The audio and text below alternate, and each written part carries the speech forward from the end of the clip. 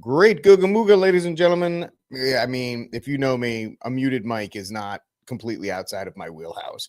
Welcome, ladies and gentlemen, to the Rickcast. In a sea of vapid and self-obsessed podcasts, you're just watching another one. I am your host, the titular Rick, and I am appreciating every single one of you that are hanging out with me tonight. If you are following me on the X machine, please, if this is your first time there, hit that follow button for all my amazing takes and just overall fascinating posts throughout the day. If you're on Rumble or YouTube, like, subscribe, share, hit that notification bell as we are bringing this show to you every night.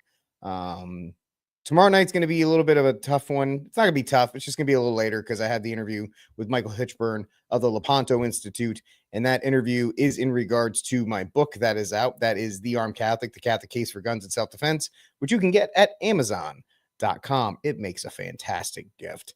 But I will be on with him talking about that. So it'll most likely be later on at that time. But it'll still be here 5 days a week. And we have this is a variety show. There's a lot of variety in this show tonight. It was looking like it was going to be an all-female centric show, which is not bad because Monday was all male.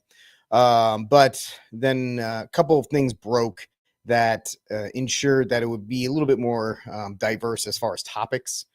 We have one dealing with the media industry, in particular alt media. Brett Cooper is out at the Daily Wire. And I'll give you my thoughts on that. As somebody who has been part of a organization in the new media and has somebody who has gone out on their own, the positives, negatives of both, and my thoughts on Daily Wire worship and why people on the right feel the need to bend the knee to the Daily Wire for whatever reason. I don't think they put out anything particularly shocking or culturally relevant, but yet people still genuflect and defer. A lot of maybe because they were one of the first to really strike out. It's weird because the Blaze was really the first to do that. But I guess they had the most financial backing and they swing the biggest money bags in the new media, especially on the right. So people feel more bound to genuflect to them. But like I said, I'll get into that as we go on. Donald Trump named Times Person of the Year. And this is the official white flag from the legacy media to Trump. All right. This is them kissing the ring, giving the flowers, doing all of those kinds of things. It is the complete and total. It's the exclamation point from the 2024 election. This is the exclamation point, the cap, the cherry on top, if you will. Then we're going to talk about the Lily Phillips tragedy. And I'm phrasing it this way because there's a lot of people who are looking at this as a self-own or a lot of different things. And the more I've listened to people and the more I've watched and observed and read on the story, it really is a tragedy. It really is the epitome of the tragedy of the modern woman. If feeling like they have no worth outside of their body and the hopelessness that they feel. I think Lily Phillips embodies and represents a lot of women in today's society as a result of the indoctrination of feminism. And I'll get a little bit more on that. And then finally, a little silly story. We can make fun of the state of Ohio because Ohio sucks. No offense, Ohio. You guys are there. But apparently, when you get beat so badly by a team that you get mad that a couple weeks ago during college football, one of the last weekends of college football, there was a rash of flag plantings, meaning the victorious team would go to midfield and plant their flag on the center of the team. It was Michigan. Texas tried to do this a little bit at A&M. I think there was another one. I forget, but it seemed to kind of just take off. And so one severely angered and very sensitive representative in Ohio wants to make it a felony to plant a flag at the center of a field after a football game has commenced because something like blah, blah, blah, law enforcement, blah, blah, blah, blah, blah. Really, really what it is your team sucks and maybe they shouldn't lose. The victor goes the spoils, right? That's really the statement and the phrase that a lot of people like to use there, but we'll see how that goes. And that'll take us to the end of this 1 hour long program, which I like to keep it to an hour because I know at 7 o'clock you got a lot more primetime shows that are going to come in and give you their analysis of the day's topics. This is more just kind of the nice the happy hour beforehand, the cocktail hour before everybody else gets in and gets to work. I'm happy that you guys are deciding to spend that time with me. And let's stop talking and let's actually get to work getting through these stories because I have a lot to say about every single one of them. Once again, like, subscribe, share, hit that notification bell so you'll be aware every single time the show goes live. First story of the day, ladies and gentlemen, there he is. There he is. Donald Trump is Time's Person of the Year. There he is right there. And this is the absolute capitulation of the legacy media to one Donald J. Trump. And the fact that this is the conquering, this is the sitting on the throne, the skulls, all that kind of stuff, right? The Conan, what is best in life? Right. And apparently having the media and remember Time magazine in 2020 had the gall to write about the shadow campaign that was put together to save democracy from Donald Trump. Fast forward 4 years later, now they're making him the person that they talked about, that they dedicated an entire main article to the cabal of people, and that was their words, the cabal of people that were necessary in order to stop Trump from becoming president or getting his second term consecutively, are now turning around and saying, well, he's the person of the year. And of course, I know you'll say, well, you know who else was person of the year? Hitler. Touche on that, but I don't think that's really the point on this one. But here he is. I know there was a bunch of other people that were considered, Tulsi Gabbard, Kamala, a bunch of, they always throw some names in there that doesn't really seem like it would be, you look at it like, really, that person's going to be the person of the year, but they've made dumber decisions before, so it's not necessarily a shock. But yes, this is the 90th time we've had to name the person who's had the greatest influence, for better or worse, because they have to say that. They have to say for better or worse. I have to, well, better or worse is not a good thing. It's not a good thing to be the person of the year. Of course, every other time somebody was named the person of the year, it was a good thing. Now it's like, it's not the greatest, not the best. It's just somebody on the events of the year. So which is it this year? Better or worse? The challenge for Donald Trump is how profoundly the country disagrees about that answer. I don't know about disagrees. I mean, the man won both the Electoral College and the popular vote. He absolutely beat the brakes off of his political opponent in the election. In fact, it was too big to rig. That's what it was. It was too big to rig. And so, not a shock that it's hard to measure the scale of his disruption. This is the most backhanded compliment article you're going to read. This real estate baron and casino owner turned reality TV star and provocateur never spent a day in public office, never a debt owed to any interest besides his own, now surveys the smoking ruin of a vast political edifice that once housed parties, pundits, donors, pollsters, and all of those who did not see him coming or take him seriously. Out of this reckoning, Trump is poised to preside for better or worse. Well, most people outside of your blue-haired liberals and your academias and your Rachel Maddows and those do think that it is a positive that he is going to be the commander-in-chief on January 20th, simply because they've seen the way it's been governed before over the last 4 years. And there is a resounding check or a resounding pushback against that. So the revolution he stirred still feels fully American, with its echoes of populist past, of Andrew Jackson, Huey Long, and its most sinister, Joe McCarthy and Charles Coughlin. Listen, the more we go on with Hollywood, the more I feel McCarthy was right.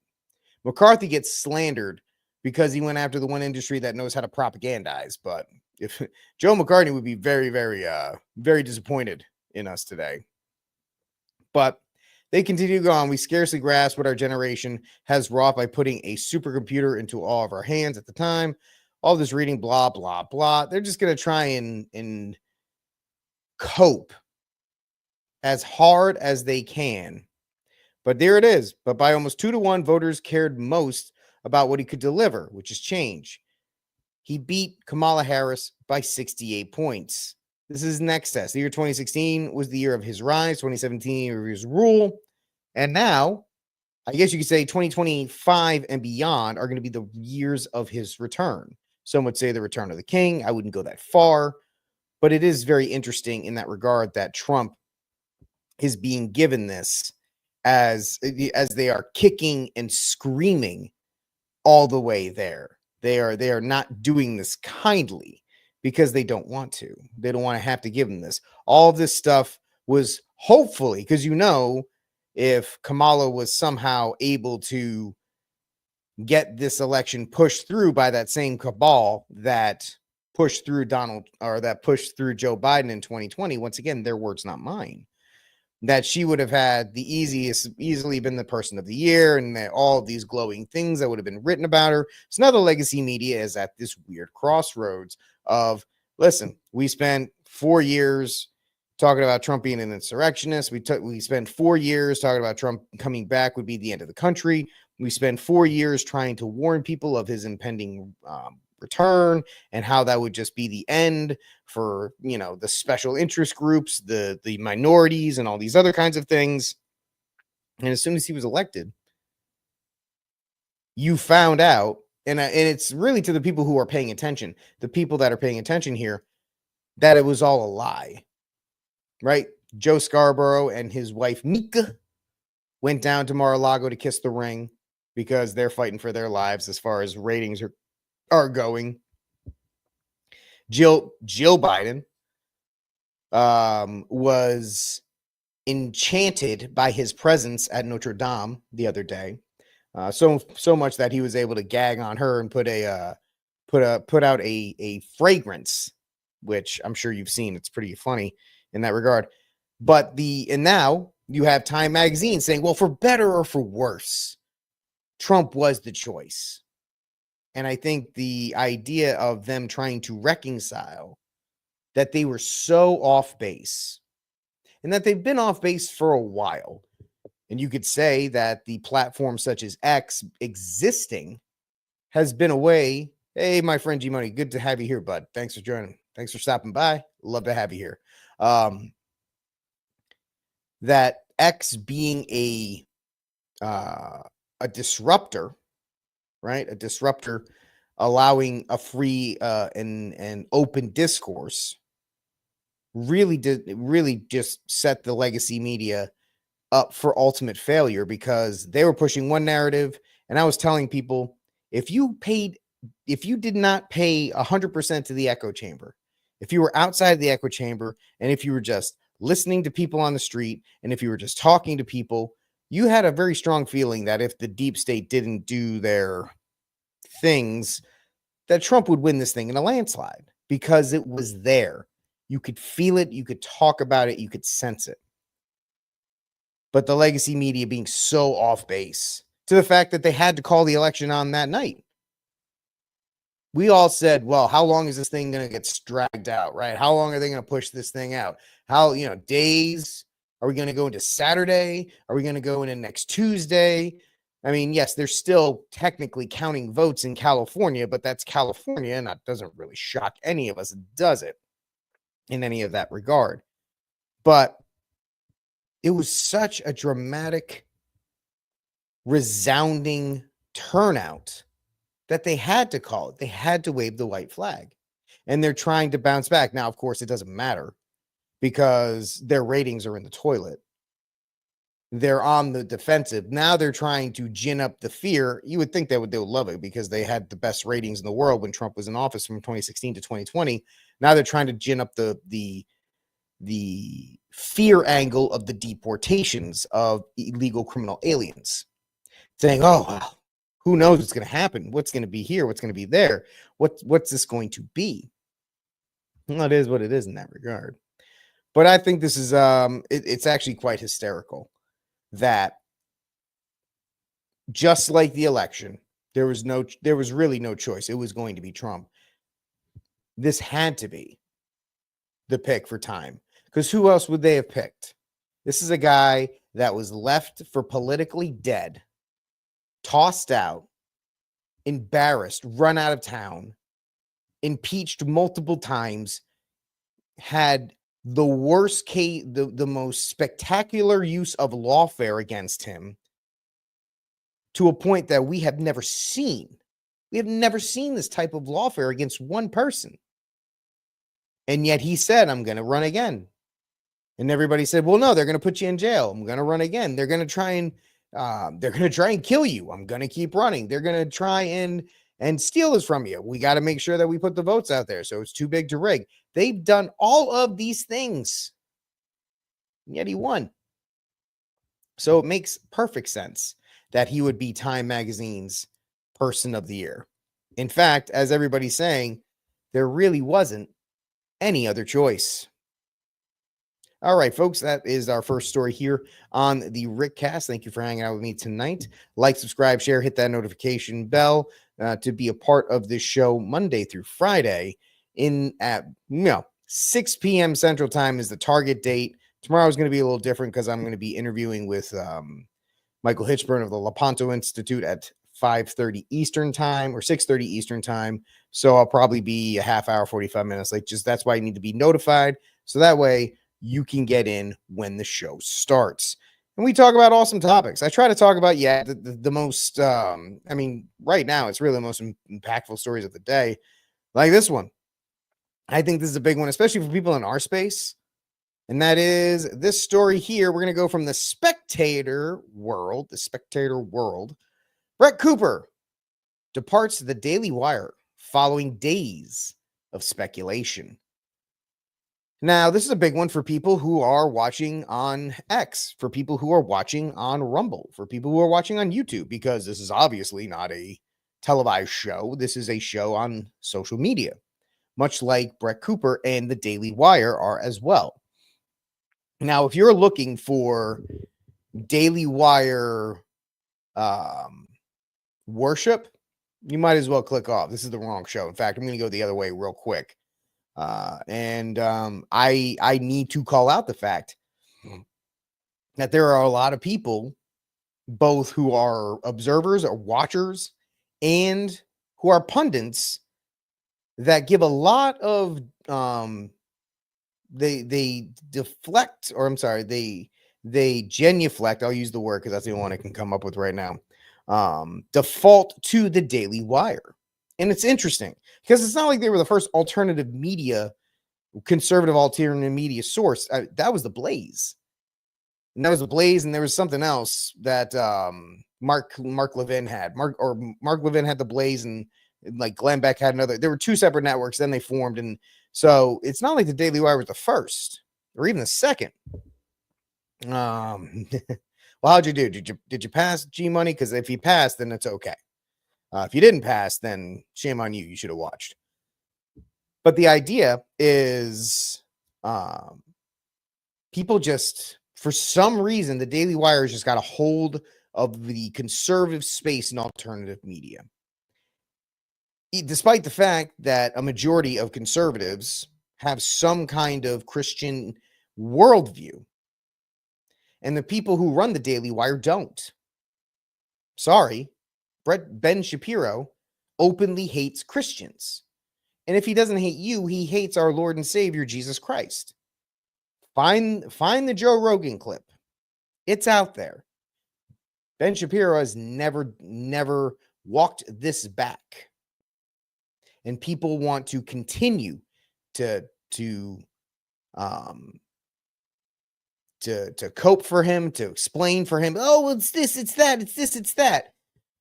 How important is your faith if you're willing to give money to a man when, of course, right now the Daily Wire is valued at about $1 billion, who openly hates you?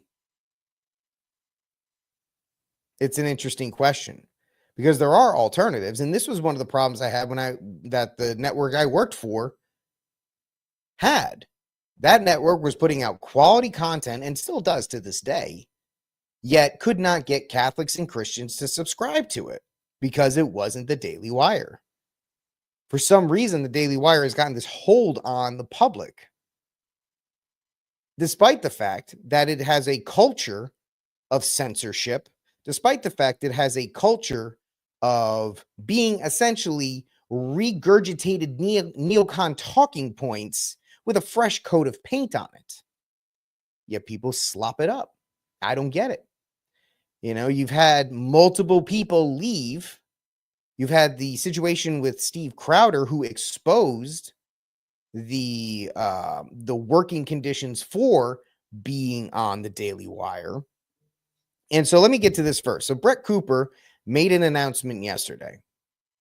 She made a 12-minute, very scripted video because she has a show called The Comment Section with Brett Cooper. She's been doing it for a while. She's built up 4 million followers on, she had a very strong base. She had a base that the conservative movement cannot usually access, young females, despite what Turning Point USA and all these other groups try to do. They can't get in there. Yet Brett Cooper was able to crack that nut. Yet now she's gone. Why? There's a lot of people who are coping and saying, oh, well, there's this reason, there's that reason. I just think the Daily Wire wanted her gone. Maybe because contract negotiations, maybe she didn't like the way, and this is the problem when you are a young or when you are brand new to this entire world. And I can only relate my basic one-to-one comparison of being a person who had no experience being in podcasting or broadcasting into broadcasting and what that meant. When you are brought into this and, you know, you are presented these things, you have no position. You are not in a position to negotiate because you are like, wow, this is an amazing opportunity. Yes, yes, yes. Okay. Whatever the conditions are, that's fine. You own the show. That's right, which is fine because legally there's a whole legal issues about the station owning the program and the copyrights. No problem. Whatever. Take them.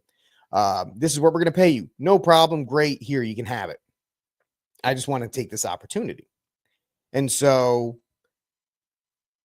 as you develop a following, as you develop your product, as you develop your style, the limitations, the leadership, all of these things you can start to butt heads with management.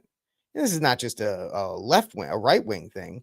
This is something else. I mean, this is something that happens in all companies. But the fact is, all of a sudden, there was some rumors late last week that Brett Cooper's leaving the Daily Wire. And everybody went, no, she's not. No, why would she lose? Why would she leave? Blah, blah, blah, blah, blah, blah.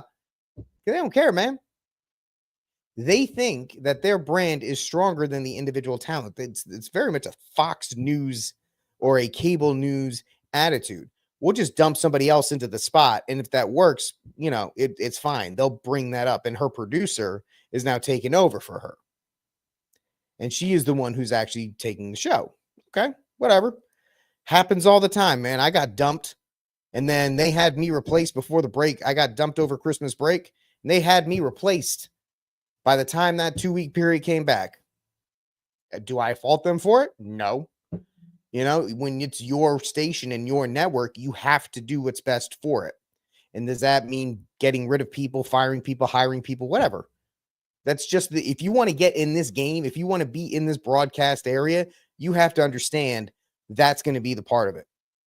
It could have been Candace Owens, she was known, but then the Daily Wire gave her shot, and then she rose to prominence. She converted to Catholicism while she was there, and she developed her own personality that came into conflict with what the Daily Wire was doing. So they were like, you know what, you're done.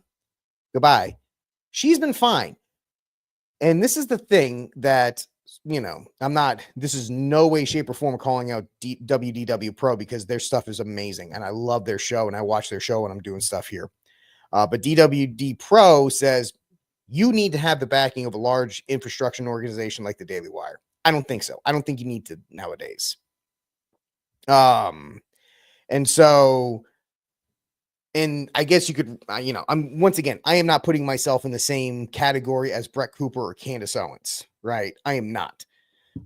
But you find as you become a content creator, as you become somebody in this space, that the restrictions of a infrastructure network,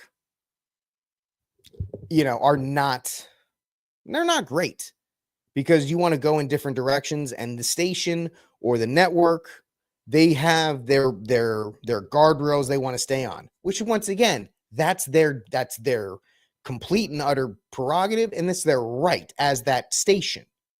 And if you start to bump heads, then they got to do what they got to do. People are saying, well, this was a very good, this was a nice video from Brett Cooper. Everybody at the Daily Wire has NDAs. Everybody. I think that book in the background, I think this thing right here has an NDA.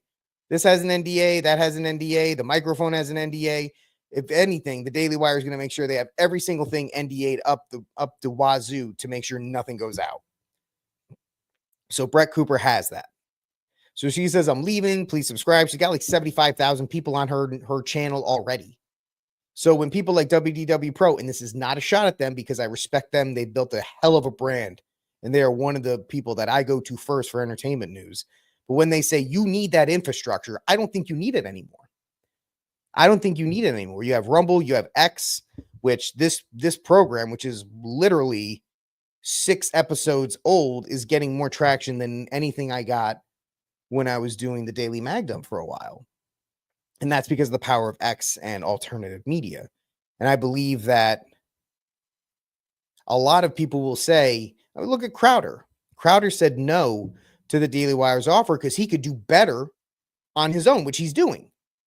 Now, you can have loose associations with things. I think Jason Whitlock and his association with The Blaze, he has complete control over that show, but he has the backing of it. It's a little bit of a different deal than like a Brett Cooper or Candace Owens, or when I was with my network, they had the strings, and that's the price you want to work. You want to get in the game. You want to get that name out there. You need to do that. And I don't fault anybody, any network for doing any of these things.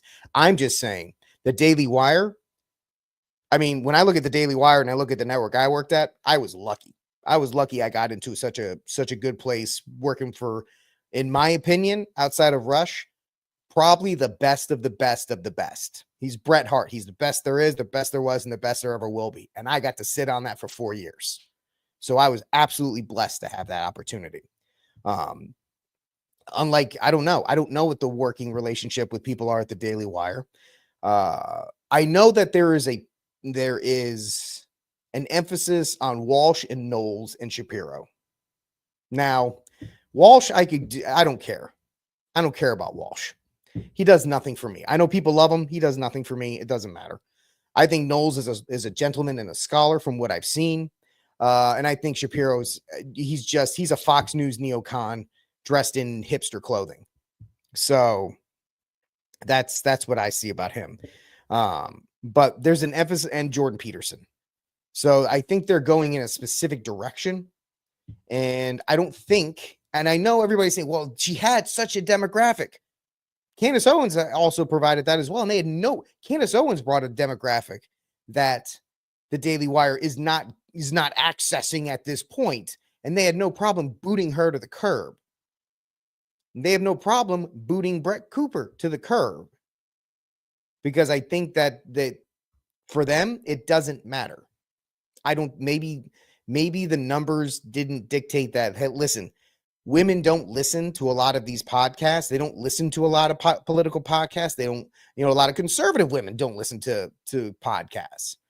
I think that's more of a niche within the conservative movement, that even if you have a foothold over it, I don't know if it's very profitable or not.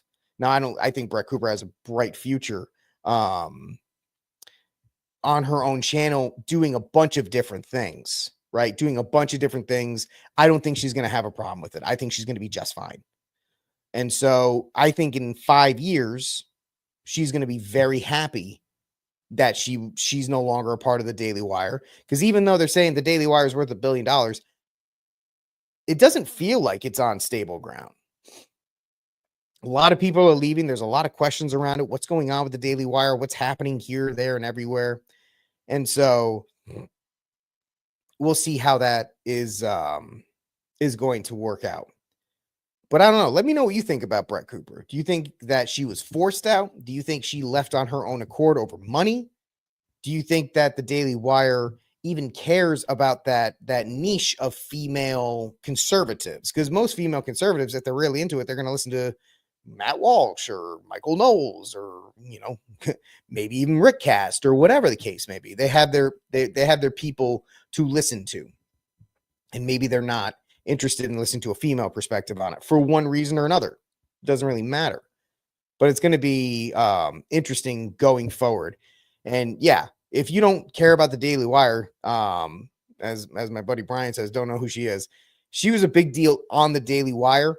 And she is a she. I know she looks like Ben Shapiro, but she's actually not. I know she looks like Ben Shapiro. That poor girl's been dealing with that ever since she showed up. But it is interesting. This time of year seems to be a time of year for a lot of movement in political circle or journalism circles, contracts, and people move on. And maybe that'll be a good thing for her here on Rickcast. But if you want to be in this game, and I'll say this one more time, if you want to be in this blood sport that is conservative punditry or newscasting or whatever, what do we call this? I guess the general loser term. I don't like the content creation. You have to have some kind of thick skin and not get too attached. Have good relationships with people. Try to have as good relationships as possible, but don't get overly attached to anybody.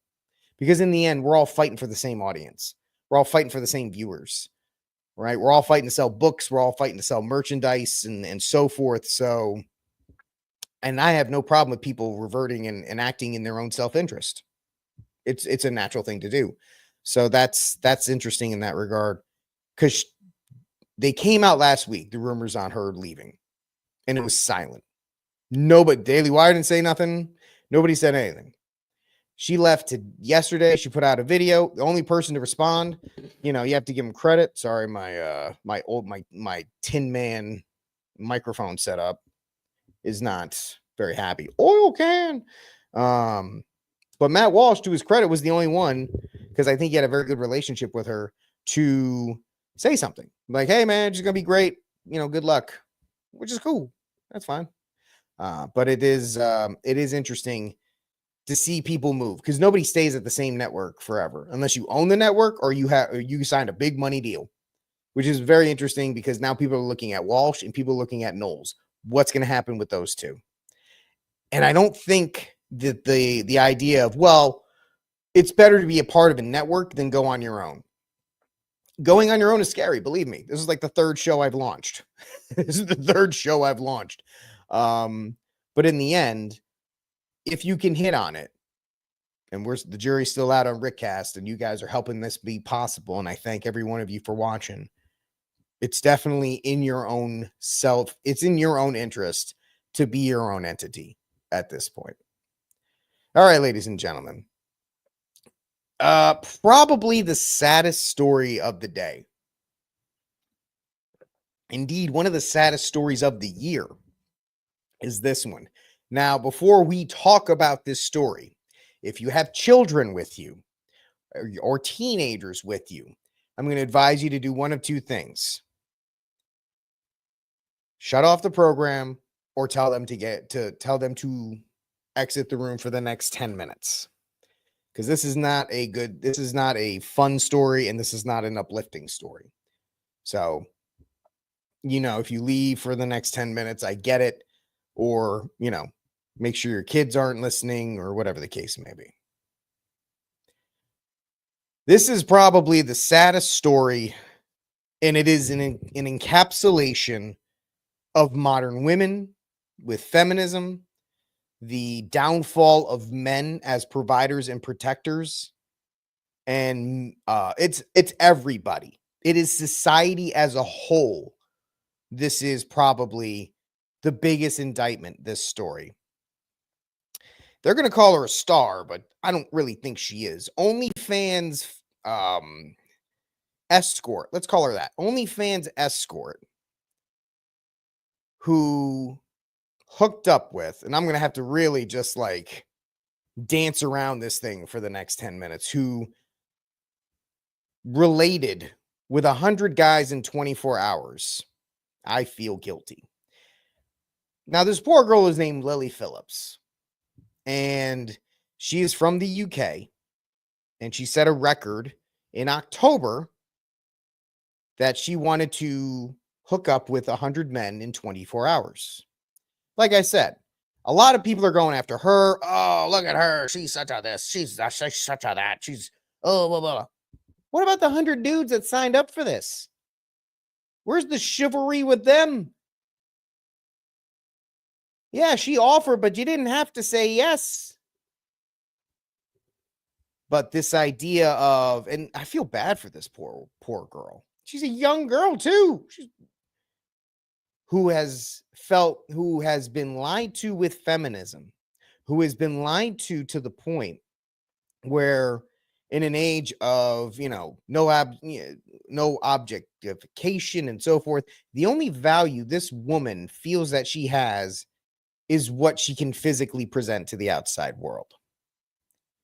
And it's absolutely devastating.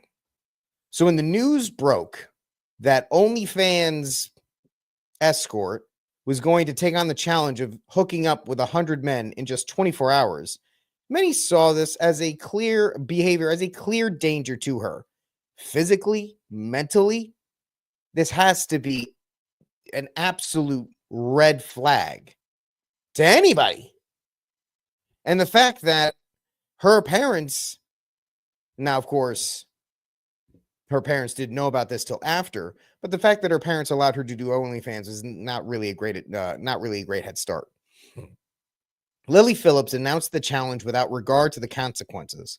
When she announced it, a documentary filmmaker named Joshua Pieters, you can say that, contacted her to be able to tell the whole story afterwards.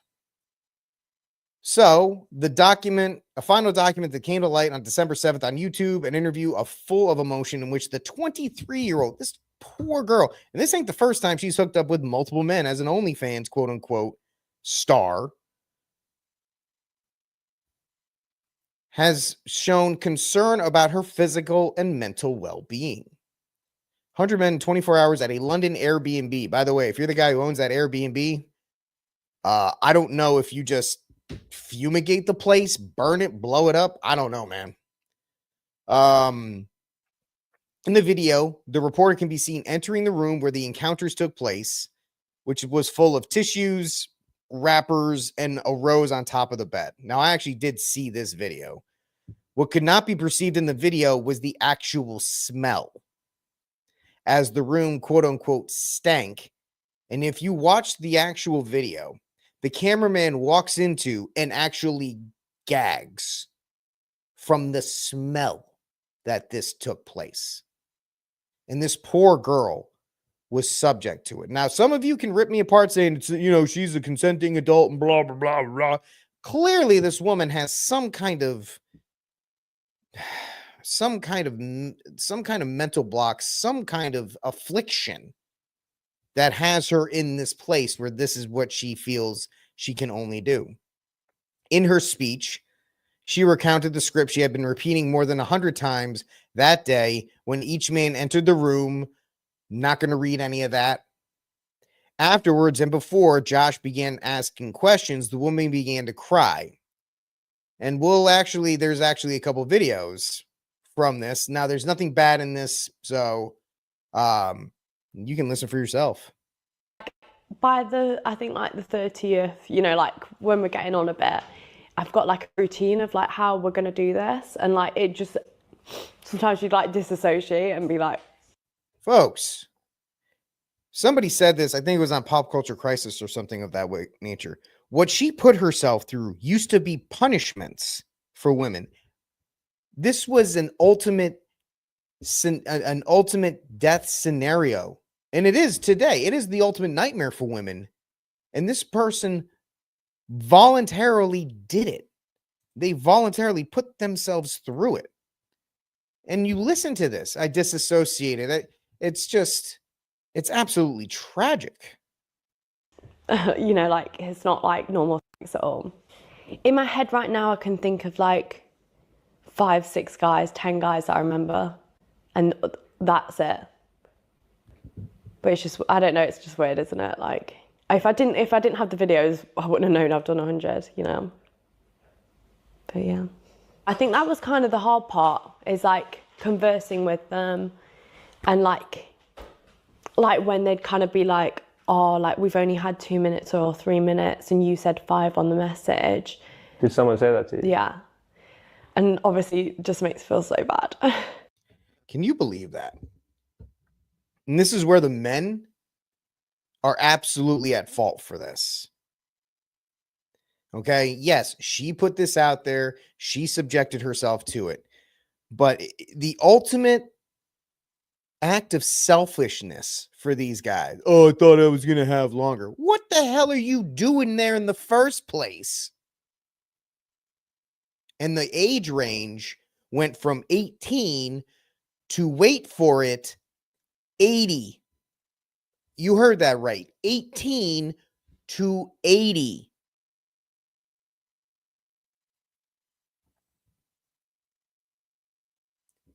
And this poor girl, oh, I thought I had more time. What? You think she's going to fall in love with you with this?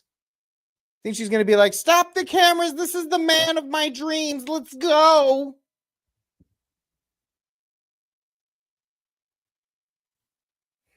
Absolutely just stunningly awful. Do you think you should feel bad about that? I guess when you've promised something to people who support you, it's kind of hard to let them down. Now, this is there is a personality type where you're supposedly like a people pleaser, right? Where you feel like you have to please everybody, and it's tragic for those types of people. Obviously, they don't end up doing stuff like this, but this idea that she's in this situation and now she has to make sure everybody is happy. But it's up to you, right? Like, when you know. Yeah. Have you even processed, do you think, what's happened? Not yet. God, I won't forget this day, Jesus. When I decided to start... Do you think she'll ever really process it, guys? Do you think, guys and gals, do you think she'll ever really process this? I don't think so. I don't think she'll ever be able to process it. Why? Watch this video. This is the video that everybody's been focusing on all day. Yeah, full body, yeah. Go. When was the last time you ate? I think I had a yum yum, and I think I had a sandwich, and that was kind of, and then the rest. It's not for the weak, girls, if I'm honest. It was hard.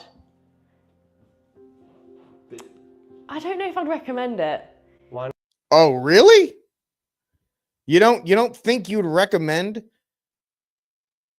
being intimate and having what we would call in the Catholic world the marital embrace 100 times in 24 hours? No. I think if you're a different type of girl, it's very like, it's kind of like being a prostitute in a sense. Honey, as everybody else has pointed out, it's not kind of like being one. You are one. And that's the thing. Like, you can see her brain is not able to. And just like any victim of trauma, she'll have PTSD from this. She'll never be able to process this. She may be stuck here mentally for the rest of her life. She may be stuck here in that moment for the rest of her life. Sense of like, it's just a different feeling. I don't know how to explain it. Like, It's not like just having sex with someone. Yeah. Just one in, one out. Like, it feels intense. Like more intense. Did you see that? Right there.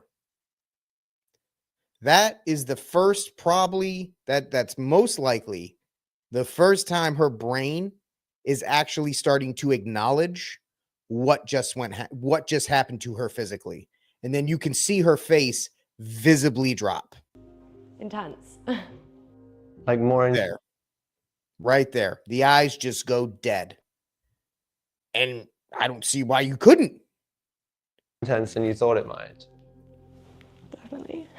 And then she starts crying. That's why they had to go to black, because she could not continue the interview. She feels guilty because blah, blah, blah. Surprisingly, one of her statements, yeah, we've already read it. However, the situation might not have been so problematic, folks. Why?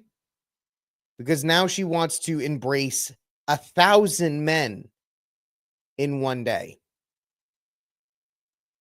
Not 100, not 200, right? LeBron, not 3, not 4, not 5, not 600, not 700, 1,000.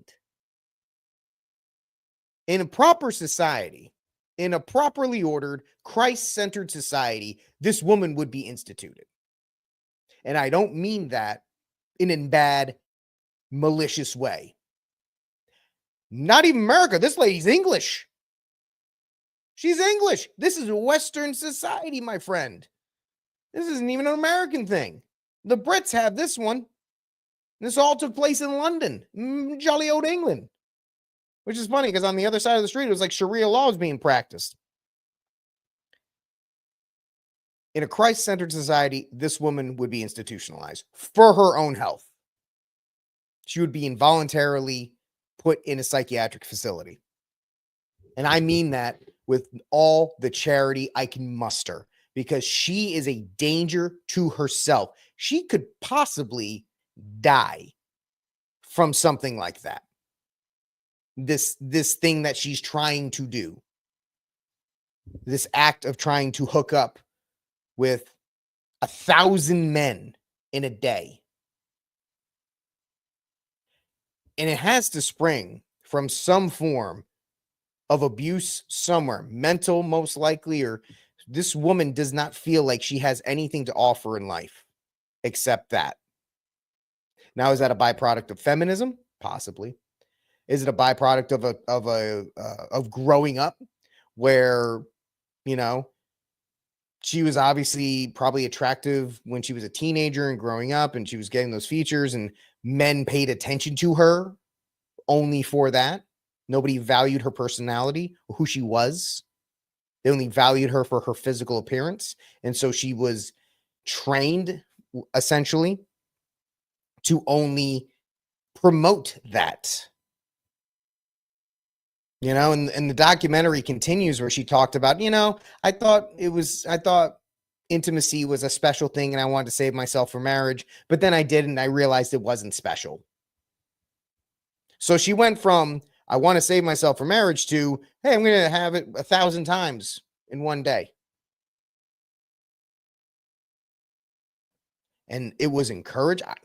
I don't know if this is legit or not, but apparently her mother is involved. She's got 8 employees that work for her at her OnlyFans account. None of these 8 people are going to say anything except, you can do it. You can do it. Do you know why? Because their paychecks rely on her, which is a problem because now you have an enabling society. You have this sphere of influence that do nothing but enable this poor girl. I mean, it's akin to the 1980s rock star who was hooked on methamphetamines and all these other kinds of things, but the agent and everybody kind of kept feeding them that, because you got to get back on stage. You got to get back on stage and you got to perform because our paychecks rely on it. I can't pay my rent unless you get out there and perform. That's what all of her people, her staff that work for her. Hey, you got to do 1,000. You got to do 2,000 a day. I got to make rent next month. So none of these people are going to step in and save her. What man is going to value this woman? You can't. I don't think a man can value. I mean, and she expresses this, the only guy that'll ever take interest in her is a guy that, in her words, will lend her out. This woman has no prospect of ever being truly happy. And this is why I call it the Lily Phillips tragedy, because it's absolutely just a product of America, of Western civilization, of feminism, of destruction of the family unit, the de-emphasizing of what makes a woman truly special, and even equality. Right? Go out there and earn that. You go out there and earn that money, girl. Yeah, you do your thing, queen. That nobody will stop and say, hey, listen, maybe you shouldn't be doing this, because then you're slut shaming, and then you're anti-woman, and you're all of these other things. And it truly is awful. All right, let's end this program with one last story here from OutkickTheCoverage.com. Flag planting would be a felony under this guy, Ohio Representative Josh Williams' new bill. Josh Williams, a representative for the people, sounds like a Dem. This guy sounds like a liberal because he doesn't take losing well. I don't think anybody should take losing well, but this guy is apparently having the feels because people are planting flags in the middle of the field.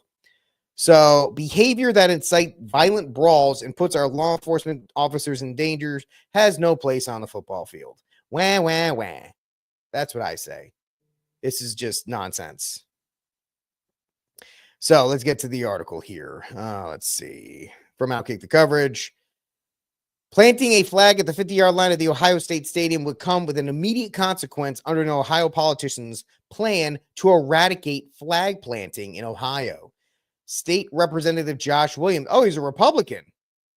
Well, Republicans aren't as good as they, right? Here's a way that your flag won't get, somebody else's flag won't get planted at your field. How about you don't lose? How about you play to win the game? Stepped up for sportsmanship on Tuesday when he introduced the OHIO bill.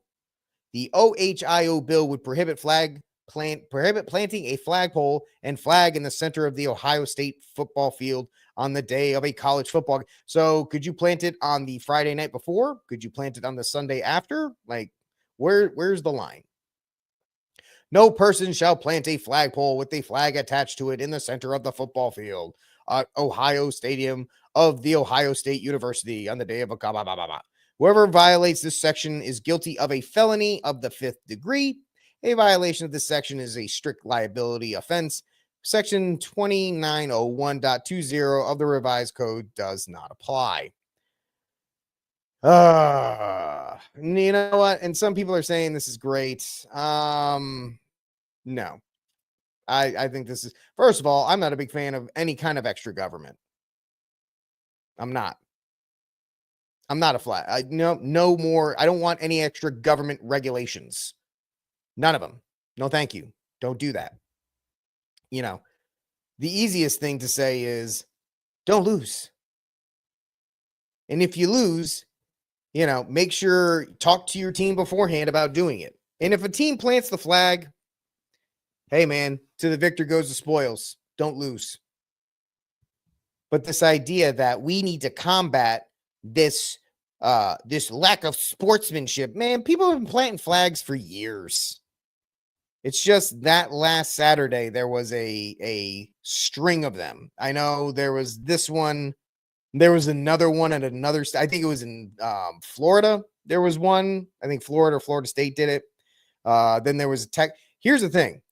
It happened in brawls. They took place.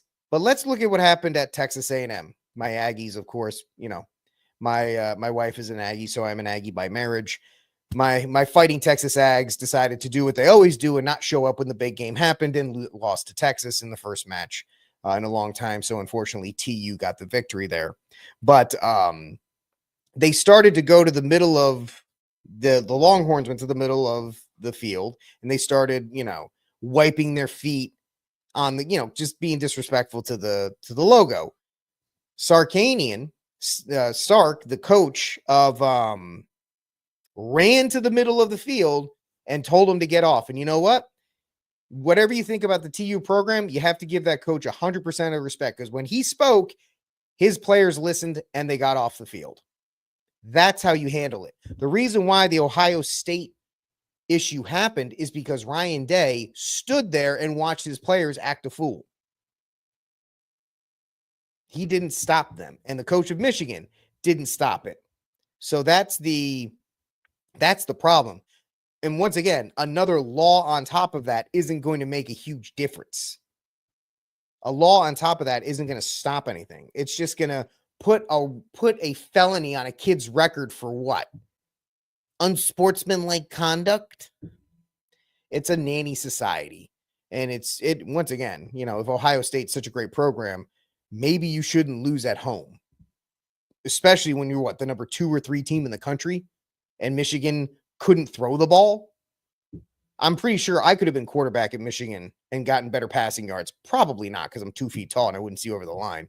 But I'm sure you could take your average high school quarterback and they probably would have been better than what they had that day. And you still lost. So that is what it is. And it's just silly with the way these people are. But yeah, that's my last story. Don't put any more laws in the books. You know, don't ruin it more than you have to because you're mad that your team lost or this, that, and the other thing. Get real. Get over it. All right. That's it, folks. We are done with this episode of Rickcast. Once again, I am going to be I will be late tomorrow. There will be a show. It won't be at 6. It'll probably be at 6:30. It'll be a little bit quicker just to kind of make sure, because I always told you we're going to be live Monday through Friday at 6 Central Time, 7 Eastern. Tomorrow, just stay. If you want to make sure, follow the channel on X or follow it on YouTube or Rumble. Hit the notification bell so that way when the show does go live tomorrow night, it will be. Also, stay on X for the announcement of my interview with Michael Hitchburn of the Lepanto Institute as we talk about my new book that has been out for a couple weeks now, The Armed Catholic, The Catholic Case for Guns and Self-Defense, which you can get on Amazon.com or thearmedcatholic.com. It is such a great book. Everybody who reads it says it's probably the best book that's ever been written. Now, I haven't said that, but, you know, people tell me these things. You should buy it and check it out for yourself. Yeah, or not. All right, folks, that's it. Thank you so much for hanging out with me here on Rickcast. I am the titular Rick. Thank you for being with me today. I will talk to you tomorrow. I will be live tomorrow because I told you guys I would be, and I'm going to keep my word.